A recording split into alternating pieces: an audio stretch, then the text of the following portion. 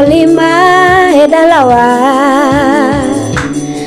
alungi wendo mokwongo lima edalawa we aparuoluo mimiyo priority osiepna eti we aparuoluo mimiyo priority osiepna ine miketho nyakona jaherana jadiana ine miketho nyakona jaherana jadiana baby weche thoth to ndalo chuok ye kasri baby weche thoth to ndalo chuok ye kasri yawa Shiqo ni wer mamit yawa okikona ni sani tiyo gi ngawa sani I'm a backup artist mar Prince Inda ikono maber ni in emiolo ne Inda wer yes ane ma aolo ne wer kaka ngama duol mar nyako ifil na sama ji wacho ni tiyo gi Inda ifil maber nikech ngene Inda sane ngama sani ji I know to ji ohere sana Inda ngene koro Inda is a big brand yes koro so how did you meet Inda nikech ngene no kiwuok kone pa ni tiyo ka Inda how did it come every Wednesday to live na MC Omari na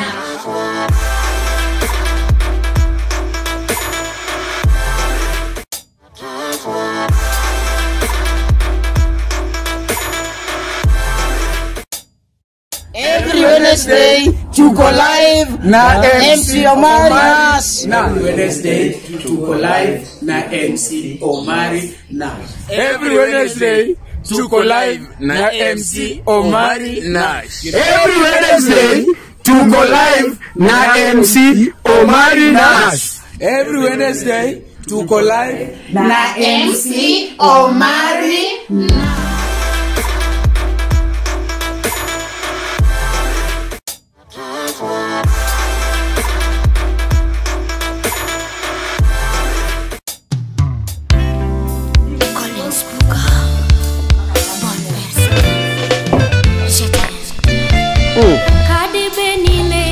Alright, kwa wale ambao washawadia jok maneno wakacha ngata mana kaka pile wan gi Wednesday edition kikelo nigi MC Omari Nash bataka endi an gi Shiqo Nyar Kisumu mana kaka pile kendo wabet kode kaendi okadwa ni akaw kinde mang'eny ahinya adwa ni ung'e no ya kanye nyinge nga ango timo personally apart from music and every detail that you need to know about Shiqo Nyar Kisumu. Osegolo several albums odhikono wagi kumenyalo yudogie kaka inyalo yudogi togi kaka embe inyalo yude personally. Inga mosedonjo kacha wa goiro kamana ahinya aneno ka ji tuned in and everybody that has been supporting us we appreciate so much. That is Brandy Totorambanya, we appreciate you so much. Apple has also been one of our fan. I have people mostly Luora Makonya Manilungo ni Waziri Roni or the technical team leader one kajichagi Mary Ann one kajichagi MC Japeto that has been reading comments for the rest of the interviews, though I'm very sorry today is not here with us, but I know in the next interview you'll never miss Japeto because he has been part of the team.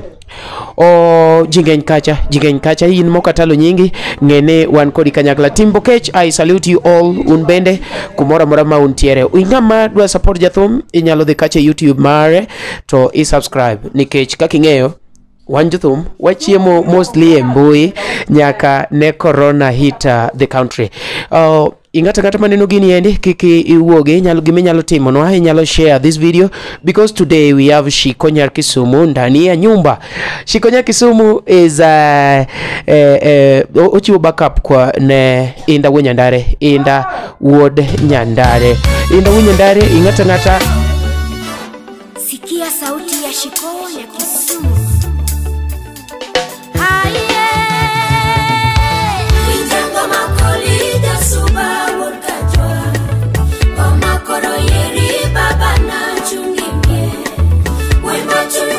Ingata ngata munge indo wenye ndare ngama chiwo ne ga backup miwinjo duol mawuok mamit no endo iluongo ne Shiqo Nyar Kisumu.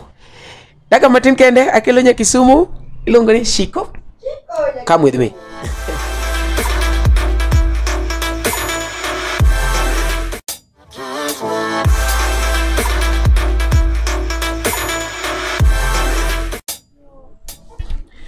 Bas, all right. Maendi iluongo ne Shiqo Nyar Kisumu. Nadwacho ni Siko, lakini yawa dholuo ng'eny kuoma. Miluongo ni Shiqo Nyar Kisumu mana kaka winjo endo. Maendi iluongo ne waiting room, waiting bench emono bede ni endi. Kora biro ome mondo wadhi kode interview room. Oh, Shiqo Nyar Kisumu. How do you feel? How do you feel? Kabura really Iwoge fans live. How do you feel? I'm so happy, extra happy. Amor. Amor kata kakineno sani. Kamor. From your face I can tell. Yeah. You are happy. I'm so happy. My fans, thank you for supporting me. Thank you so much. I'm overwhelmed about you, and very soon you'll have your songs. My fans. Mana kaka winjo endo, tune in.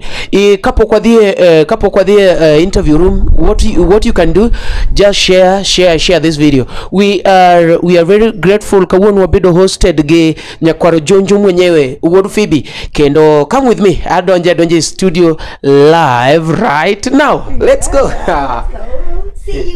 See you guys. Oh, basi kaka nakoni ne wan gi Shiqo kaendi ayudo fan ne mailuongo ni top fan mar Shiqo. Giluongi ni ngawa. Wache giluongi ni ngawa. Awache kama dier. Ani luonga na Mondi. An waitress at Char Garden. At Char Garden. Yes. Be inge Shiqo Nyar Kisumu. Shiqo Nyar Kisumu an fan mare. Oh wow. Kendo omielo gi ahinya ka gin gi inda wonyandare. Kendo go Nyasaye omak lwetinda okonyina wanyandare omak lweti Shiqo. Omed make mondo gidhi mabor. Mano is a message to Prince Inda mwenyewe. Wene kiero aduti mako lwete. Koro mako lweti Shiqo bende obed kaka en. Wow. Shiqo aluoga e YouTube mare. Iluoga Shiqo. Aluoga Shiqo gi wanyandare kako miel ka gin shuja mol. Kenda introduce macha Shiqo nyako maber ahinya. Koro talenta obode maber. Koro ne Shiqo, you are talented and you go far. Shiqo, you are talented and you'll go far. Wanyandare mako lweti Shiqo ode mabor. Bas, mana kaka winjo no endo ma iluongo ni Shiqo Nyar Kisumu na koni ni ati wadhi gimiluongo ne interview room. Kiki miss. Iwinja inyalo dhi Facebook kacha, inyalo dhi YouTube, inyalo dhi Instagram, iluongo ni Shiqo Nyar Kisumu. Shiqo Nyar Kisumu. Tell them to subscribe for Shiqo Nyar Kisumu. Shiqo Nyar Kisumu kolwaro reru Facebook ama YouTube channel. All right.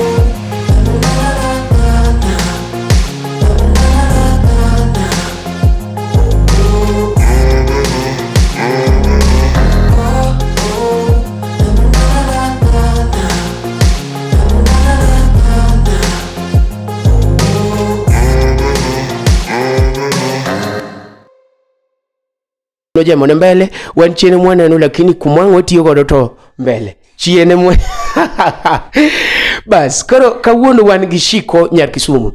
Shiqo fans gi ngata maneno ungei kaka Shiqo Nyar Kisumu. Is that the name maka oro ni pesa sane to dende kono? Shiqo no en Wanjiku. So kioro na mpesa itakuwa Sheila Macrin Wanjiku. So you want to tell me that you are not a real Luo? Okay, give me your story. Where do you come from? Where is the home? So my home is from Korea. I'm a Korean girl. But my mom is from Migori Sona. So they, vile watu tu upatana. So we can say that and then Adongo Kisumu. All my life nimekuwa Kisumu. Umekuwa Kisumu? Yes. Background, kusoma kwako, everything. Everything. Okay. Yes. So tell me a little about Korea. Have you been to Korea? Or it's just umeachia mom now, my relatives? Okay, Korea, my dad is still there. Yes. Okay. And kutokana na story vile ilikuwa ndio pia tukafika Kisumu. Okay. It's a long story. So and then tukakuja Kisumu, tukabahatika tukaingia direct kwa orphanage. Okay. Yeah, orphanage fulani inajiita Salem Orphanage Obunga. Yes. Okay. Inge Obunga. Obunga ni makoleji. I've been hustling in Kisumu. How can you fail to know Obunga yao? Koro wadongo kanyo kama mwane hustle kodwa gik moko bedo matek, so tukawa hapo orphanage, so we grew up there, all of us. And just to ask you, why is it that you chose to call yourself Shiqo Nyar Kisumu, not Shiqo Nyar Migori or Shiqo Nyar Korea? Shiqo Nyar Kisumu because nilitaka kurecognize when penye nimegrow. Okay. Penye hustle yangu ilikuwa. Alright. Nilikuwa Kisumu. Na hapo ndo nilijulikana sana. So Wanjiku ilikuja kama nickname. People walikuwa naona kala yangu. Actually you don't resemble yes. You don't resemble people of Jokanya. Kala yangu, and then by then I used to sing in church. And now meeting different people, the Kikuyus. So it's a name just started and ikakuwa hivyo ndo. Ikakuwa real name. Okay. So actually I appreciate because you told me that the reason why ulejita hivyo ni ku appreciate pale umegrow. Yes. I like that. So tell me little about maybe your music journey. How did you come to be a musician? Because there are several things that you could do. You could be a business lady. Actually, there are several professions that can fit you. Yes. Why is it that you just decided that I want to be a musician? How did it come? The Shiqo Nyar Kisumu that we know today. How did it come? Yes. This Shiqo hajaanza tu hapa. Kwanza ameanza akiwa mdogo. Like I used to sing in church. Yeah. And I used to sing in the school I was also they knew me as a singer. Yeah. And nikataka tu kukua mwanamuziki in future so that at least nione hii kama my epoch na mananya sao okay omia to mane kuman abotim ranade mane direction mabobet. Is there any musician that inspired you? Yes. Who is this? There's this girl, the lady from Congo. Congo. Anaitwa Cindy. Cindy. Yes. The first time I heard of her, ilikuwa way back in 2008 hapo. 2008. Yes. Because and then I was really inspired with how she's singing and how she's bringing up her voice, you know. I was so inspired. Yes. So just to take you back a little, you have a strange voice. Or to me, I've never had such like a voice. It's like so one or something. It's going so high. Did somebody train you, or it just No. inborn, or you copied from somebody? It's an inborn. Inborn. Yes. Okay. Tell me your favorite music. At least we play a little bit. I want to play it a little bit. My music. Your favorite. I know all the songs that you've done. Unajua mtu haezi enda kwa studio atoe ngoma mbaya. Yes. So zote ni nzuri. But you have your favorite. Yes, I have my favorite. My favorite is Bon Person. Bon Person. Yako? Yes. Acha DJ aeke. Vile unamwona huyu ni Shiqo Nyar Kisumu. Ashatuambia story yake kidogo tu pale alizaliwa na jina yake kamili. Labda kama ndo umeingia, natumai kuwa atapata fursa labda arudie tena, lakini hiyo itakuwa tukitamatisha pale mbele. Tuko hapa na Shiqo Nyar Kisumu. Vile umesikia, unaweza muuliza swali. Leo niko na kazi ngumu sana kwa sababu unajua vile nilisikia ni Shiqo Nyar Kisumu, nilijua kuwa tunakuja kwa lugha yetu. Kumbe jothura gimane noka uoro Kiswahili mija wacho konoka pango. Kiswahili mija wacho konoka pango na pango wacho dholuo. Mane momi ikono wane kidhi kumoro be prepared.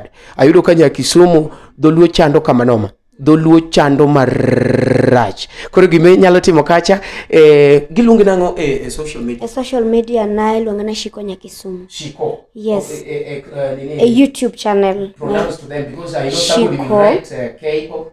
Shiqo Nyar Kisumu SHIQO then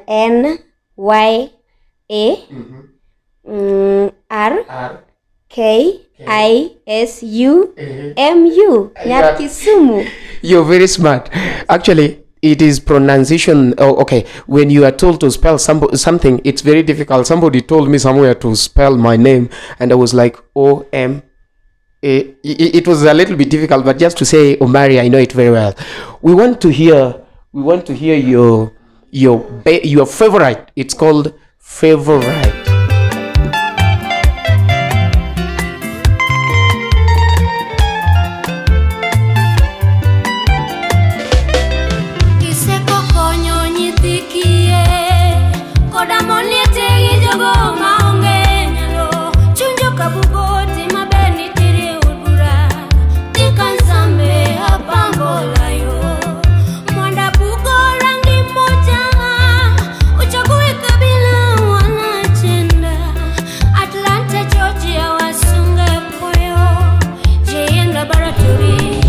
Kombo samaro chokare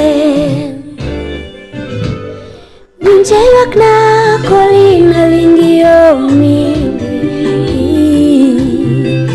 Umto kita Nyar keboe Nyar Kisumu lera ana denga sejete Chukitera suba kurbura gwasi matara Awero woi mwanda ukeo chula mfangano Julius ki Margaret Atieno Ubugo Umim Brian pamoja na Lois Obado Romo wenda umiawer kaundwe Malio Osira wende Jao Roslino kumunya ruranda Ukayo doma pimi godo sipna Kawida yako likujenga mutu Koli subugo woi makonyo ganda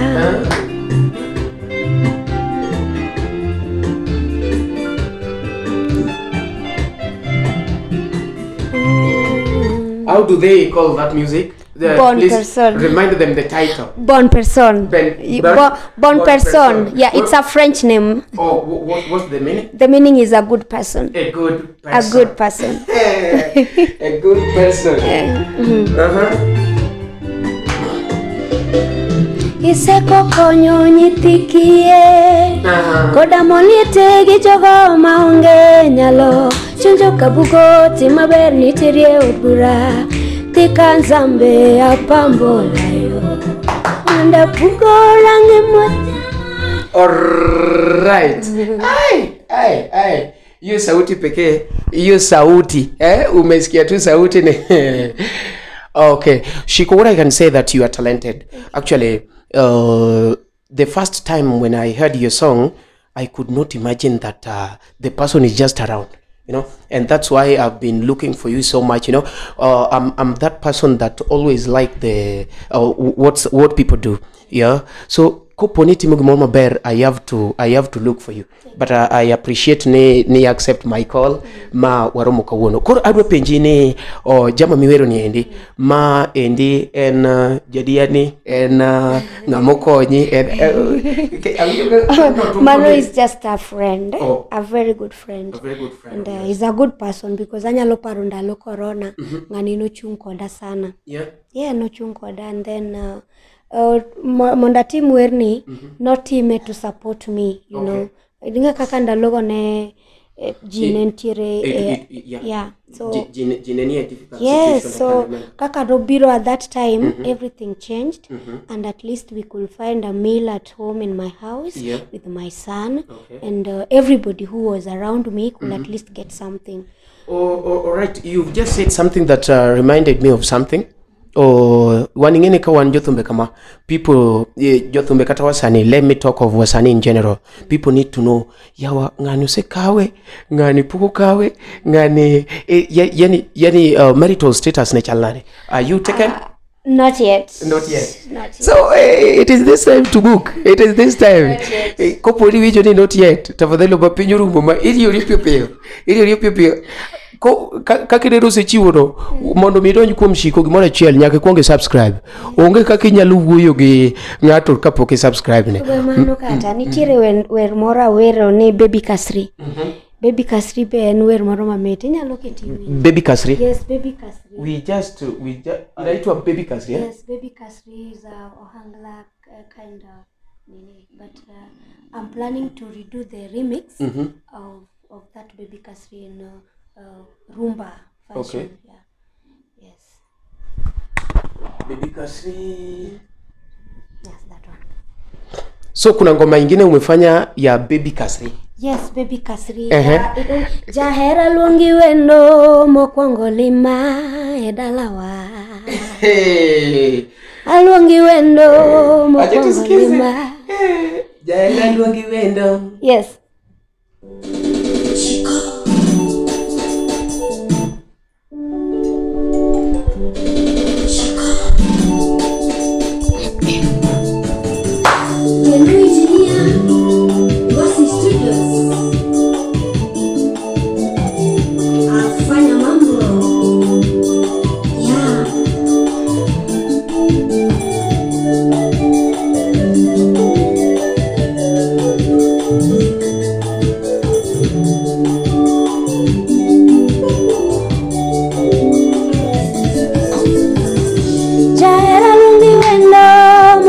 Lima edalawa alongi wendo mokwongo lima edalawa we aparuoluo mimiyo priority osiepna eti we aparuoluo mimiyo priority osiepna ine miketho nyakona jaherana jadiana ine miketho nyakona jaherana jadiana baby weche thoth to ndalo chuok yei kasri baby weche thoth to ndalo chuok yei kasri.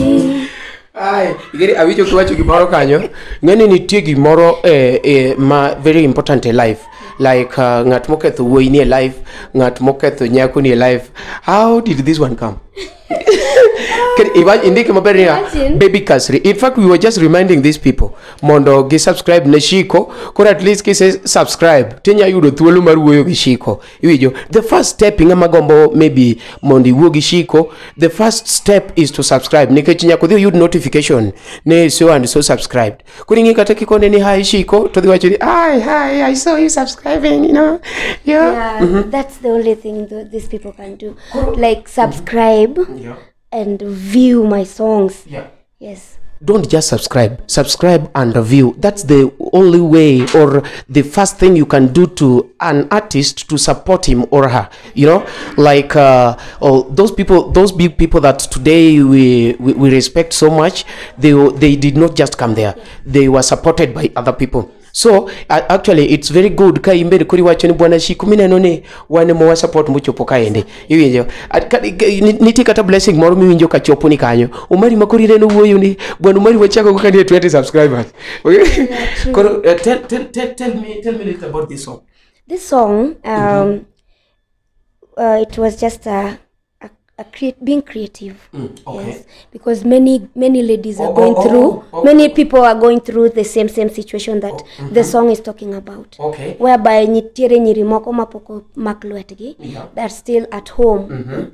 Now maybe give lovers give, but they're not taking action about it. So okwayo ngano mondo duogi okawe e par Baba gi, yani come and take me from my father's home so that the wachak ngima wakodi. Okay. You know, and then it's just something nipo giko sana they're still together. Nitie mbele kanyo wacho ni baby leso mani oro na atue nungo na peace nyochi oro na asuko godo wiya pat nyochi oro na abayo gode gwengwa ineno lada be nyochi kelo na adhi gode chiro. You know, those are the things that happens, and anybody can relate with that song. Actually, I now get your point, and it's also a lesson to our youths. Neko poni ati gimene ni timo ne nyar ngato makaste e drop eno endo ngeni imbende the nyuol machiegni, and you will not like ni gimitimo ne nyar ngato tim ne nyari. And kaka giwacho ka pile ni malipo ni mane penka one polo wadich moko dhi yalu cases moko magni kiande miyo ngato hich enitie kuma kodi kanya sai minya ko to ngato miyo ichogene iwinjo ibiro go kanyo. So it's also a lesson gimini temo puonjo. Baba baby kasri tim kaka ne timo mimi nyathi koro kasri kawa wadho dag wariti jetendo bit pare tari mano endo iluongo ni Shiqo Nyar Kisumu mana kako sekoni en gi several them kiro tit match be otit match kaka chuoriambo kako eno kaka tit match timo mana ne gigi konya plate in gimitimo idhi YouTube kacha to imanyo Shiqo Nyar Kisumu watch to share to subscribe to like to tivu omerene ipuma ka Shiqo gocho ni kende koni aneno ayudo ki igine de comment videos gapar ipuma ka Shiqo magocho ni Shiqo makoro gocho ni to ko Shiqo adwa ni nitiere ngat moro makoro neni dala kacha ma maybe is really willing to be like you. Ngeno nena ni Shiqo yawa Shiqo ni wer mameti yawa okikona ni sani tiyo ngawa koso in gi band ni in kanye at least people know in kanye sane I'm a backup artist mar Prince Inda a female backup artist niti kuone moko makwacho ti dimos ikono maber ni in emiolo ne Inda we koro were gi backup kera go koro awuo dai winji dala in yes anema aolo ne wer kaka ngama duol mar nyako ifil na risamaji wacho ni tiyo gi Inda ifil maber nikech ngene Inda sane ngama sani jiwi I know to ji ohere sana. I know in fact nyocha dwa oro thum nyocha dwa upload thum more polo mondo jopologo na kocha to gikona ne orna ne Inda thum no go through koro nyiso ni Inda sani ungenya kamano kocha Inda koro Inda is a big brand. Yes koro. So how did you meet Inda nikech angeni no kiwuok kone pa initiyo ka Inda. How did it come? Kitio teach maber to people will look for you. Okay. Yes, jibo manyi. Okay. And no manya. Okay. Then ineno kata no kikona gino na se elewa ni kitio teach maber to jibo manyi kata ko no kewacho to ka tutie tie gini jamani no manyi. Yes. Okay. Yes. So what are your plans in music? Music and I plan in future Abobedo Gibanda na. Or in future? Yes. And then after that, an album unego a launch. and very soon. In the album? Yes. Okay. And the album onega team na launching. Very soon. And I know ni Baba Wama Wood Phoebe will help me into this. Ilo gani ya parajonyo. Kwaro Juju. By the way, akipara kukoteko, people must know ne kumena no bele malere ni ngejo mako nyalo pani ati maybe why hotel bara mari kinitigire one joke mo bilu ni upcoming artist and we need support. Yes. Koro kumena no one tie ni mailungo ne Barikiwa studio. Barikiwa studio. So we are the Barikiwa. One say gwedwa. For you to be in Barikiwa, jaka bedu se gwedi. Kuri na karaka so chalo kana se chako bit malando. Shikolando bataka. Alba no magi chwege pesa kasi tika. Koro mage plans girl like in the near future I'll have my own band, a well established band, and I will also need your support whereby you come in kumaremu ujiwa umakolweta kecho kanyal kenda kanyal wuotho kenda Shiqo Nyar Kisumu kadanga penj matin these people have to know and challenges mage mineno e field mar thum kaendi ma inyalo kono maybe fans wato gi maybe ngama gombo ni odonje thum some of the challenges minene challenges to ng'eny sana ngama miyo it's a very big challenge. First of all, financial.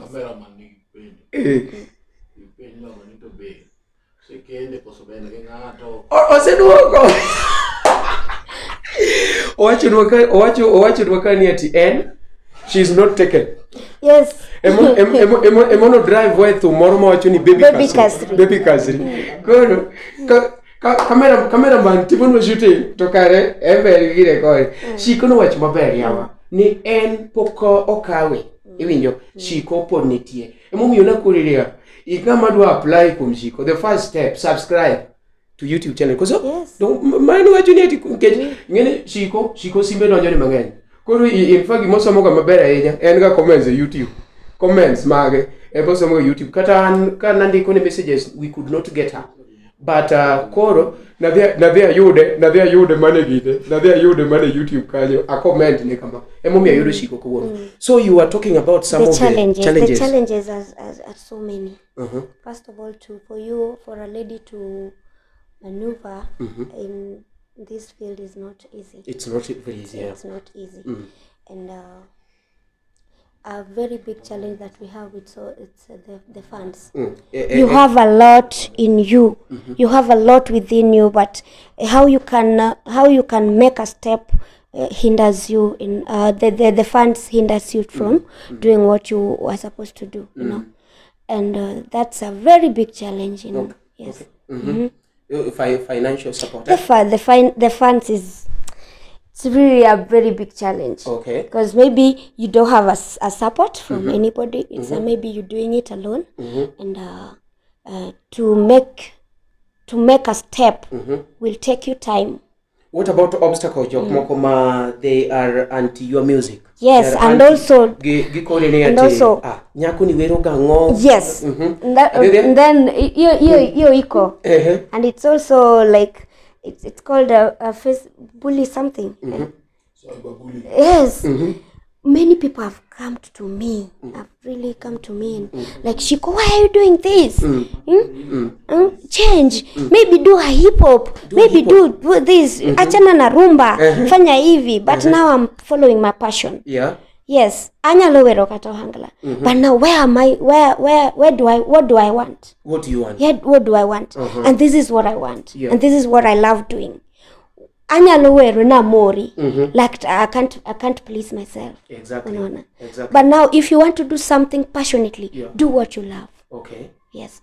Okay. Do what you love. I want you as an artist, I want you to tell me your favorite artist in Kenya now. Kwa dugo dala nyaka bede jatu morma be mori iwenjo. I kaka in artist kata I call myself a comedian, okay? But there are some comedians that in fact samageti mugigi I have to follow. They are my favorites. Ko na jatu mamori kaka marwa magjuluoge.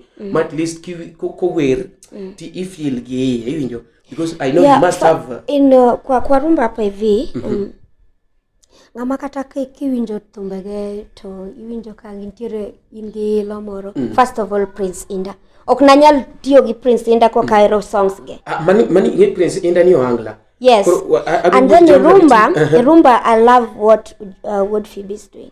Wood Phoebe. Yes. Wood Phoebe. Yes. Ha! Iluongo ni baba yao. Koso baba lao ntie kaka Kiswahili. Ntiere kaka en gi creativity moko ma okay watch ni apake kata ni ntiere kaka wangere but ing'iyo mananga majuoki nyalo tudigo. Na majuoki nya tudigo. Yes, juogi winjore. But I love the creativity in him and how he brings out his voice. You know, rumba ka endi en a genre moro momi you are free. You are free To play around with your voice. Yes. Okay. So kaka bring out his voice moraga. Wodo mani luongo ni Wood Phoebe nyakora junju popote ulipo heko we salute you baba yao kwa baba lao. So that's it. Na kompone ni studio kai ndio kwa ni Saudi and Europe. And in Europe. Okay. So Hangala Kai, the only person ma move this guy. Mommy podine nan kode. In the tigi, you know, kata inangeni here. And then outside Kenya. Ya wakiki watch Fally Ipupa bwana. Fally Ipupa usero mang'eny bwana makoro imbe yier mari bwana. Anmara opogore, anmara en ga coffee. Coffee. To kanyal change. Aningeni jok masetimo negi interview ka giwacho oko en Ferigola Fally Ipupa. An coffee, ntiere kaka coffee dual a deep voice. Yo. Kanyalo yude ya umari yawa. Duonda malire ni onjiri. Okay. Okay, man go kawuono ni endi iluongo ni Shiqo Nyar Kisumu mana kaka na kono kachacha endo kendo every Wednesday wabedo kode kacha kasani to wadhi a short break kasto waduogo kumiluongo ni ahamu ya mwisho. Wendo nilisikia ukijadiliana kwa Swahili, natumai kuwa utanisaidia hapa nami si vyema sana kuangeli, na kwa hivyo basi ni anaweza sema ni baraka kwa sababu niko na Shiqo Nyar Kisumu ambaye labda atanielekeza pale nikiteleza. Nikiteleza kidogo utanielekeza. Kuna thumwaket kwa the break mondo wadugo kachicha endo ka watieko waduge ahamu mugik. Loves Canopy. Yes. Loves Canopy. DJ Shiqo iero totals ma title matek manare maniluongo ni being unique. Being unique. Loves Canopy. Mano to koro tete nawe.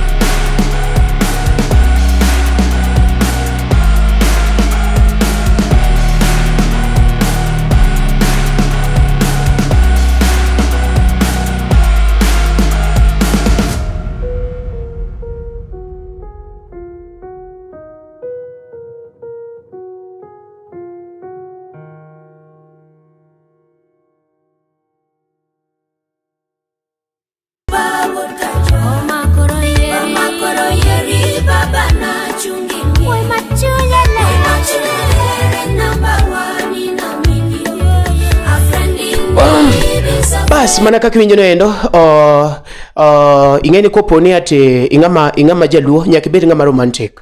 Koro naneno ni okanya bere gi Shiqo kamano nyaka na tero dhi modho pi. To en pia en pi machunga, pi apple moro. Iwinjo breakfast mamino no. Ayo ber.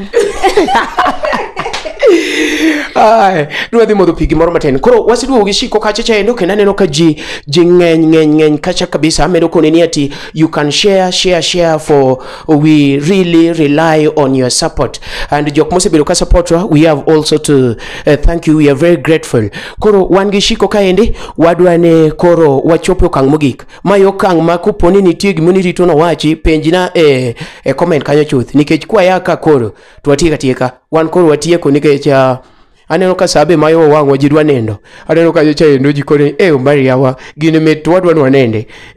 Igeri gine no keto no kele gotieno kama nikech mai mayudi ka koro in gi jadiani jathi osenendo. Koro wawinjore jok madongo to jomadongo. Iwinjo iwacho ni dongo to dongo. Koro wan ka gi Shiqo Nyar Kisumu. Shiqo has been working with Prince Indah. Shiqo kapok ne itiyo gi Prince Indah be nitie ng'ata mitiyogo? Yes. Igwe Banderson. Yes, mane wagolo wer moro miluongo ni Ilal na chieng' chiro. Aluoch was doing the same thing. Aluoch was doing the same type of rumba. John, Aloji Panoran. Do you remember? Yes, I also worked with him. Because in fact, kabiro from Kisumu, mane kora ya biro kora amenyo. Kumana the first place nilisimamia ni kwa Jipanoran. Angeni most of people ongea from there. Yes. Kanye mane wachako go mwachako. Mwachopo kuma wantiere ni. Yes. Mano is so good. Adwa penjini, is there any side hustle mitimo apart from music? Koso and music koso music is the side hustle. Ngene wan jothumbe iyudo ka jomoko timo music as side hustle, jomoko timo as the main job, jomoko timo as the main job. I mean the only job. So me right now Nash, it's all about music. It's all about music. Katama side hustle moro adhiga yo school moro yo Rongai kocha ilungo ni Leisa Hill. It's all about music. It's all about music. Kacha kumantiere, I'm training those kids up on vocals. So that entails music. No, iwachunia and music ni matimo as main job. To and begi side hustle moro man music. And music. Yes. So it is 200% music because main job is music, then side hustle is music. Then kwa nyumba uwezi kosa kuweka song and you've been practicing kwa nyumba, sindio? Yes. Okay. So I love it so much. Adwa ni mondo ikaw kinde ni endi dakika matin modong ni endi mondo at least ikon ji kaka ginyalo yudi ko nitie jok ma osegombo maybe meet gi Shiqo, jomoko nitie ma maybe dwa mi teach, jomoko be nitie ma dwa learn many things kubedo face to face. How do they get you? They can get is it okay? And Instagram and mana Shiqo Nyar Kisumu. And then my Twitter is at Shiqo Nyar.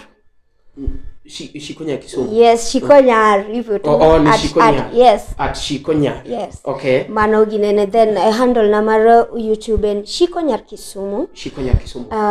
I think a Facebook page ilungani Shiqo Nyar Kisumu and the page you can even search my page, you follow me on my page Shiqo Nyar Kisumu. Yes. Shiqo Nyar Kisumu. Yes, my page. Page to call my page and Shiqo Nyar Kisumu. Okay. Facebook handle and Shiqo Nyar Kisumu. Okay. YouTube and Shiqo Nyar Kisumu.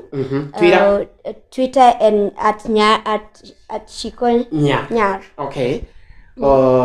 Instagram Shiqo Nyar Kisumu. Yes. Nitiere wer moro minikora is your best mondek ni the woman something. Inyapare? A strong woman. Yes. Tell me the meaning of this before we go. Ngato no penja kache koro kadwani ati wuko kikore go chuth. Kini nitie gimoro makiwinjo strong woman. Yes, a strong woman. This song no it came out. I was singing about myself. Aneno ka jiwacho ni Shiqo ket gino malo ko winje mala ket negi microphone. Yes, Shiqo Nyar Kisumu ni awerora through what So I've you gone are the through. strong man, Yes, you're saying. I've gone through a lot, and now I sat down and I'm like, how can I put this into a song whereby another woman who is going through what I'm going through to get encouraged. So I sat down and I wrote a song. Mano yudoka asebedogis hardship sana, and then kiwinjo mbele kacha chawacho ni bed nyako man gi rieko, nyako man gi attitude, nyako be nyako man gi rieko, nyako man gi jaber jahula man gi class, bende aselokora okan ng'at maning'eyo ga chon, ng'ama ni nyalo tiyogo kaka idwaro, ng'ama ni nyalo nyono piny sama ikalo, ng'ama ni nyalo luongo titiyogo kaka idwaro. Aselokora. A strong woman. Adwane, are there some of the big friends that supporters minyalo big up kapotiko? Yes. Angi a supporter moro luongo ni Charles Wameo. Charles Wameo, big up. Charles Wameo. Collins Bugo is also one of them. Big up. JM Henga. Big up. Collins Jakakwany. Big up. Ani, and then nitire Ken Odongo. Yes. Ken Odongo big up. Ken Odongo. Ken Odongo also is also someone more Sechumkoda, and a lot of them. Adwani I big up na Wunyandare. Wunyandare, Prince Inda. Mano kurigeni factory miti. Yes. Koro big up na Wunyandare. Yes. Kon nago one. Yeah. Kon menago wada chien. Wunyandare erokamano ahinya isema ko lweta. And again ni idhi mako lweta moloyo. Ki supporter to jogi bo supporter. Erokamano baba. Mano iluongo ni Shiqo Nyar Kisumu. Mi kaka inyalo yude kacha, koro in kokidwa yudo kokinya yudo nya Kisumu to in mokidwa yude. We are very grateful, and this is Wednesday edition kaka pile every Wednesday wabedo kacha endo, and we are appreciating all those mosebedo ka watch wa, mosebedo ka share videos wa wakoni ni inyalo dhi YouTube kacha endo. Hani luonga ni MC Omari Nash. Shiqo Nyar Kisumu adwa ni kon joge ne, adwa ni kon joge. Adwani konjogine every Wednesday tuko live na MC Omari Nash. Every Wednesday we are live with MC Nash. Na keto Marino. MC Omari Nash. Koro chagi. Omari no kwarwa koro kwanya wewe. Okay. Every Wednesday wadhiga live with MC Omari Nash. Please tune in. Tune in. Yes. Tune in, tuko pale Facebook, pale YouTube. Shiqo Nyar Kisumu wadwano ke thuma chiel makoro wuogo de studio. Watieko. And I'm very grateful. Kona thuma chiel makoro wuogo de studio. DJ nyaki bed ngat moro ma mungena cholo. Koro bede ngat moro ma JM Henga. JM. This one. Just this one. Oh. JM, DJ. Yes, that.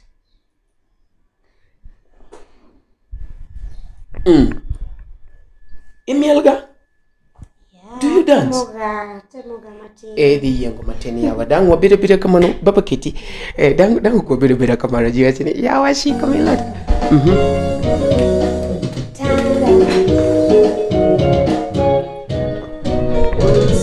Shiqo Nyar Kisumu. Mabo Jangoyo. Original.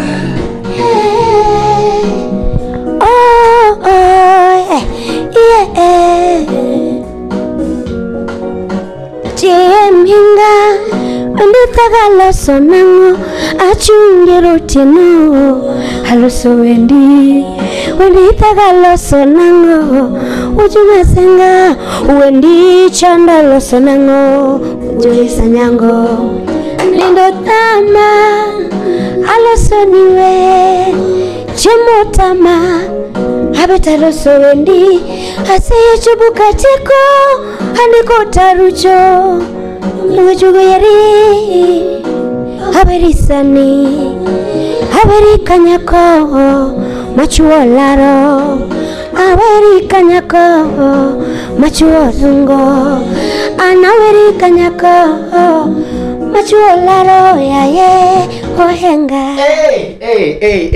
Alright, asanteni sana, tukutane next Wednesday.